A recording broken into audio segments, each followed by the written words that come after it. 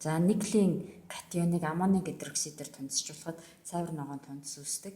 За туршилтыг хийхэд тулд никлийн хлоридын унсандаас уруу шилэндээ таслаад авчихсан байгаа.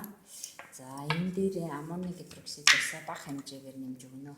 За урлагийн тэртеглийг бичиж бодисын өнгө төлөвийг сайтар тогтоож тэмдэглэж аваарай.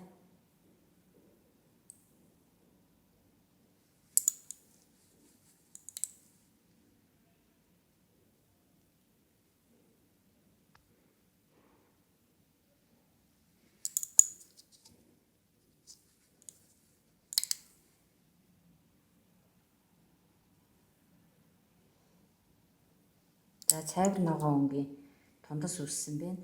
За аммиакийг илүүдлээр нэмэхэд энэхүү цайвар ногоон тундас уусаж комплекс нэгдэл үүснэ.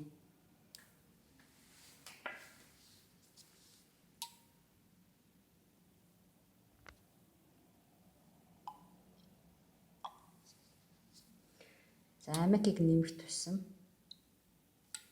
тундас уусж байгаа болох нь харагдаж байна. Ингээд цайвар цэнхэр өнгөтэй комплекс нэгдэл